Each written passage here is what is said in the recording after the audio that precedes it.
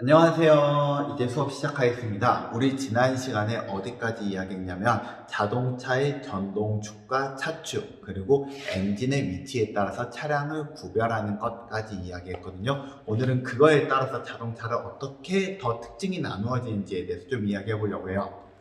우리 지난 시간에 FF, FR, 그 다음에 이거 통째로 그냥 RR이라 부르게 되어 있잖아요. RR, 마지막 사륜구동이 어떤 특징을 갖고 있는지 알기 전에 한번 모습을 한번 볼까요? 자동차들의 내부 모습을 보면 이런 느낌이에요.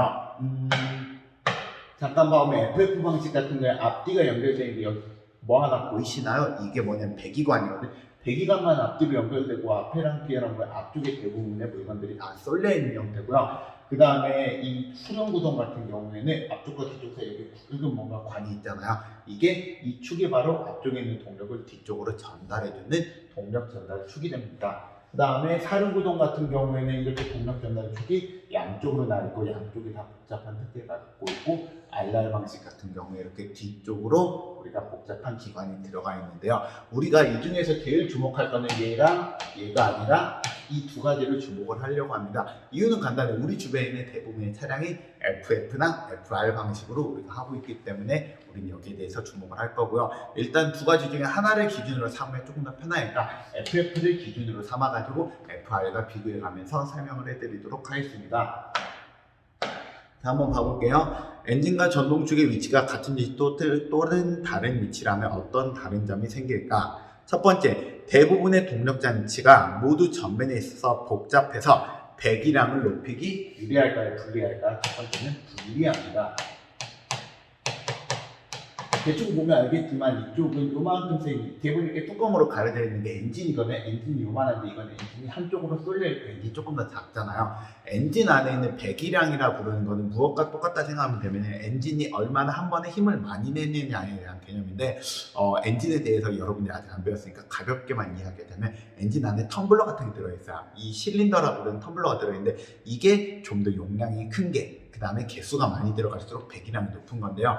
우리가 FF 방식은 많이 보통 한 4개 들어가요. 아니면 진짜 경차는 3개밖에 안 들어가요. 그만큼 앞쪽이 공간에 들어갈 것들이 많기 때문에 이 실린더를 많이 확보해주기 어려운데요. 이 FR 방식 같은 경우에는 큰 여러 가지 것들을 뒤쪽으로 빼줬기 때문에 여기 상대적으로 엔진에 우리가 텀블러를 많이 넣을 수 있어요. 그래서 얘네들은 보통 6개에서 8개까지 넣을 수가 있답니다. 그만큼 배기량이 좋으니까 출력도 당연히 좋답니다. 이런 특징을 갖고 있어요. 자, 그래서 이게 이제 이 하나의 특징을 가지고 나머지 특징도 대부분 나온답니다. 그렇게 생각을 해주시면 돼요. 자, 두 번째, 부품이 더 적어 경량화가 가능하고 연비가 뛰어나고 가격 또한 저렴하다. 이게 FF 방식의 가장 큰 특징이에요. 여기는 봐오면 동력을 앞에서 뒤로 전달해야 되고 이런 동력을 전달하는 장치들이 큼지막하게 들어가는데요. 이쪽은 동력을 전달하는 게 아니라 여기서 힘을 만들고 곧바로 힘을 넘겨주기 때문에 상대적으로 부품이 개수도 적고 개수만 적은 게 아니라 가까이 부품들이 더 가볍게 될 수밖에 없단 말이에요. 그렇기 때문에 얘가 상대적으로 가벼우니까 가벼운 만큼 우리가 쇳덩어리가 적게 되니까 더 저렴하고 저렴한 뿐만 아니라 얘가 더 연비도 뛰어나다는 점. 그래서 FF 방식이 대부분 연비가 뛰어납니다. 자, 세 번째, 차량의 전면이 무거워. 차량이 앞쪽이 무거우면 자동차가 선회, 도는 걸 잘할까 아니면 직진을 잘할까? 대부분의 경우 직진을 잘한답니다. 그래서 우리가 막 핸들을 돌려도 얘가 잘 안 돌아가요. 거기에 대한 개념 조금 더 이따 이야기할 건데요. 그래서 직진 안정성도 뛰어나고요. 그 다음에 앞쪽이 무겁기 때문에 자동차가 빗길이나 눈길이 미끄러지려고 해도 앞쪽에서 우직하게 돌지 않고 가려는 성질이 굉장히 강하답니다. 그래서 빗길, 눈길, 오르막길에 상대적으로 유리하답니다. 그래서 FF 방식은 이런 장점을 갖고 있답니다. 그럼 장점만 있느냐, 단점은 없느냐? 당연히 단점도 있죠. FF 방식의 가장 큰 단점은 무엇일까? 무게 배분이 나빠서 후륜 구동에 비해 승차감이 나쁩니다. 지금 FF 방식에 대해서만 이야기하니까 반대의 것을 다 FR이라 생각을 하시면 됩니다. 그 다음에 같은 크기의 차량일 때 트렁크가 상대적으로 FF가 넓습니다. 이거 외에도 다른 특징들로 따지면 정비, 자동차를 수리하기에는 얘가 더 좋다라고 하는데 여기는 앞쪽이 하도 복잡해서 수리하기 좀 더 곤란하다는 특징도 갖고 있다라고 해요. 자, 그 다음에 주로 언더스티어링이 많이 발생한다라고 했는데 이 언더스티어링과 오버스티어링이 조금 여러분들께 설명을 해드리려고 그래요. 참고로 차량은 이렇게 네 가지가 있는 거는 각각의 특징들은 여러분들이 한번 나중에 읽어보시고요. 언더스티어링, 오버스티어링은 어떤 의미를 가지고 있냐면 자동차가 있잖아. 핸들을 내가 5도만큼 돌렸을 때, 아니 핸들을 5도 10도라 핸들을 10도만큼 돌렸을 때 차량이 10도만큼 꺾일까 10도보다 더 많이 꺾일까 적게 꺾일까에 대한 개념입니다. 대부분의 차량이 이 핸들을 돌린 것보다 더 적게 움직여 더 많이 움직이거든요. 더 적게 움직이는 방식은 언더스티어링이라고 부르고요. 더 많이 움직이는 방식을 오버스티어링이라고 부릅니다. 이거는 무엇 때문에 많이 발생하는 거냐면 자동차에 바퀴가 4개 있잖아요. 4개들 중에서 우리가 전동축이라 부르는 건 무엇을 의미하는 거냐면 얘가 힘을 만들어준다는 뜻이거든. FF가 앞쪽에 우리가 힘을 만들고 뒤쪽으로 우리가 바퀴를 끌고 다닌다. 그럼 마치 이게 무엇과 비슷하냐면은 기차 놀이랑 비슷해요. 앞쪽에 내가 뒤쪽에 애를 잡고 이렇게 움직이는 느낌이에요. 그러면 내가 움직임, 내가 조향도 하고 그 다음에 내가 힘도 만들기 때문에 내가 원하는 만큼 꺾는데 뒤에는 그냥 딸려오기만 하기 때문에 뒤에 애가 미적지근하게 반응이 일어나요. 그래서 엉덩이가 잘 안 움직인다는 특징을 갖고 있게 된답니다. 엉덩이가 잘 안 움직이게 되면 어떻게 되냐면 아이고 잠깐만요. 넘어가 버렸네. 우리가 자동차가 있으면 이 자동차가 머리가 이렇게 휘었거든? 근데 엉덩이가 잘 안 움직이면 머리가 원래 움직이려고 했던 것보다 엉덩이가 적게 움직이게 돼요. 그러니까 엉덩이가 적게 움직이니까 원래 움직이려는 것보다 얘가 좀 더 위쪽으로 움직이게 된답니다. 엉덩이가 조금씩 적게 움직이기 때문에. 그래서 FF 방식 같은 경우에는 언더스티어링, 내가 핸들을 돌린 것보다 더 적게 움직이려는 걸 많이 일어나고요. 오버스티어링은 반대예요. 우리가 앞쪽에서는 우리가 방향을 조절하지만 뒤쪽에서 뒤에 애가 밀어주고 있는 형국이란 말이에요. 밀어주다가 얘가 핸들을 돌려버리잖아요. 그러면은 얘가 밀어주다가 핸들을 돌려면 엉덩이가 더 많이 치솟아가지고 내가 원하는 것보다 더 돌아버리게 되면 내가 엉덩이가 돌아버리면 엉덩이 쳐버리면 이렇게 더 많이 돌아버리는 것처럼. 그래서 오버스티어링 같은 경우에는 핸들을 돌리는 것보다 더 많이 확 돌아버릴 수 있다는 특징을 갖고 있게 된답니다. 그래서 차량 운전을 할 때 주의해야 될 게 FF 방식 같은 경우에는 핸들을 돌렸는데 생각보다 커브가 더 적게 되잖아. 핸들만 더 돌리면 돼. 그래가지고 FF 방식을 운전하기에 나쁘지 않은데 FR 방식 같은 경우에는 특히 FR보다는 RR이 이게 더 심하거든. 우리가 후륜구동이 좀 더 심해지면 심해질수록 핸들을 돌린 것보다 자동차가 격렬하게 움직이기 때문에 자칫 잘못하면 사고로 일어나기 쉽습니다. 왜냐면 내가 원래 꺾는 것보다 빨리 꺾어버리면 자동차가 휙 돌아버릴 수 있거든요. 그래서 FF가 아닌 FR이나 RR 방식 같은 경우에는 우리가 운전을 할 때 조심해야 된답니다. 자, 우리 한번 필기를 한번 해보도록 하겠습니다. 필기. 잠깐만요. 이렇게 하고. 자, 주로 언더스티어링이 많이 발생하는 거는 무엇이라고? FF 방식이 많이 발생하고요. 이건 뭐냐면은 선행시 핸들 각도보다 차량의 회전 방향이 커지는 현상이에요.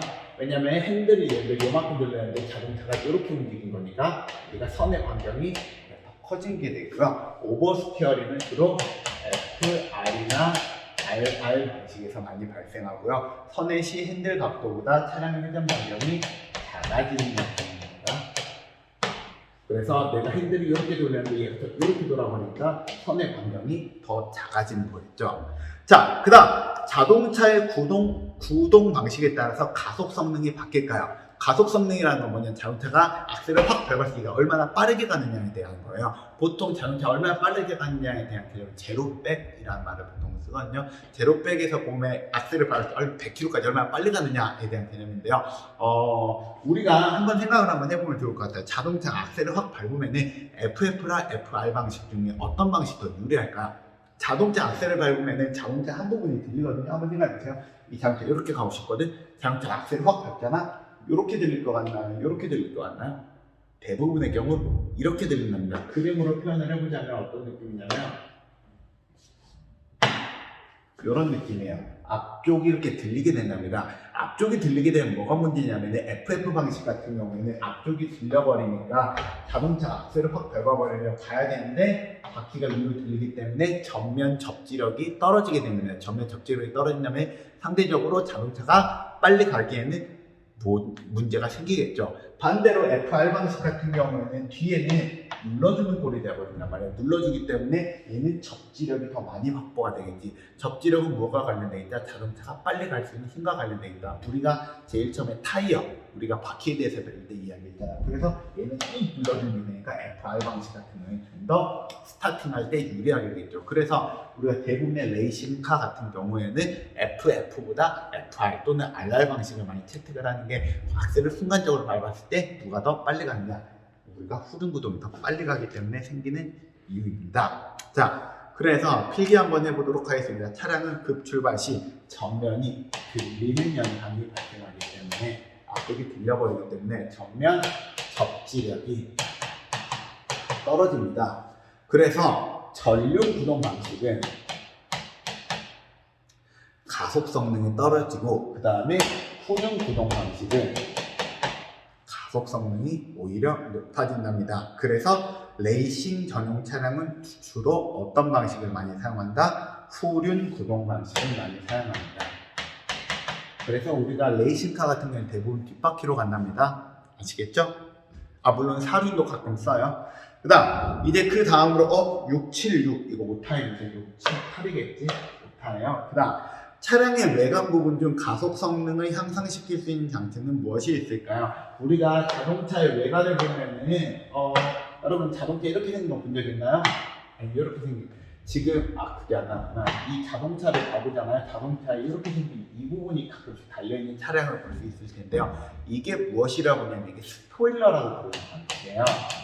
여러분 스포일러라고 하니까 영화를 생각하는데, 이때 말하는 그 스포일러는 그 영화를 말하는 거 아니면 뭐냐, 자동차 뒤에 약간 날개처럼 생겨서 약간 위로 올라온 장치인데요. 이 장치가 왜 있는지에 대해서 간단하게 이야기해드리자면, 자동차가 얼마나 빨리 가면서 바람을 가빌 때 어떤 바람에 대한 저항을 받을까에 대해서 검사를 하고 싶은데, 자동차를 검사할 때 자동차를 빨리 달리면서 검사를 하는 게 되게 힘들기 때문에 대부분의 경우 어떻게 하면 자동차를 가만히 놔두고 빠른 바람이 지나가게 해가지고 바람이 지나가는 거에 따라서 자동차가 어떻게 흔들리는가를 보는 실험을 하거든. 그러니까 마치 반대로 움직이는 거야. 이거 자동차만 이렇게 하는 게 아니라 배, 비행기도 다 동일한 실험을 하거든요. 이걸 풍동 실험이라 불러요. 해서 이런 식으로 보통 실험을 해요. 이 자동차에 지나가는 바람에 연기를 우리가 넣어가지고 바람이 어떤 식으로 지나가는지 이렇게 보는 거거든. 이런 풍동 실험을 하다 보면 아주 재밌는 거 하나 알 수 있는데요.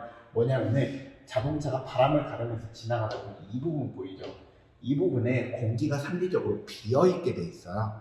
공기가 여기가 비어있으면 상대적으로 여기 공기가 높은 고기압 상태가 되고요. 이 공기가 낮은 저기압 상태가 되거든요. 공기가 고기압인 곳에서 저기압인 곳으로 우리가 당연히 공기는 흐를 수밖에 없기 때문에 위에 쪽으로 해서 아래쪽으로 이렇게 바람이 흐르게 된답니다. 그러면은 이 위에 쪽에서 아래쪽으로 이렇게 흐르는 바람을 와류라고 부르고요. 이 와류가 많이 생겨서 자동차를 뒤로 잡아당기는 힘이 많이 발생해요. 이걸 항력이라 불러요. 그래서 자동차를 잘 보시면은 이거는 승용차고 이거는 SUV인데요. 승용차 같은 경우는 요만큼밖에 발생 안 하는데 SUV는 이렇게 좀 크게 발생하잖아요. 그래서 동일한 자동차의 경우 SUV보다는 승용차가, 그러니까 세단이라고 이제 세단 자동차가 좀 더 공기 저항이 적은 편인데요. 어쨌든 이런 공기 저항이 발생한다는 건 자동차에 나쁜 영향을 발생을 시키기 때문에 이걸 없애기 위해서 만든 게 바로 뭐냐면 이 장치예요. 이 장치는 어떤 역할을 갖고 있냐면은 이렇게 돼 있어요.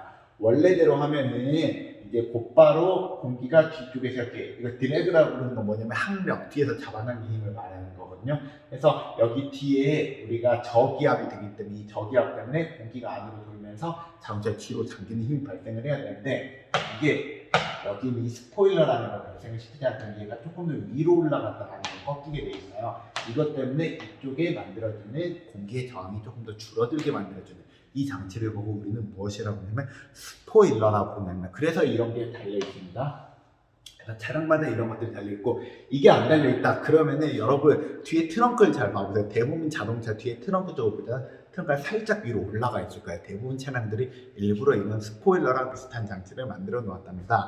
그래서 스포일러랑 차량의 유선에 끝나는 트렁크 뒷부분이 약간 위로 올려두는 장치를 보고 말하고요. 차량 뒷부분에 이렇게 돼 있는 걸 우리 흐름 분리라고 그러거든요. 흐름 분리 현상이 발생을 해서 공기 저항이 커지거든요. 이 공기 저항이 커지는 것을 차량에서 조금 떨어져서 발생시킵니다.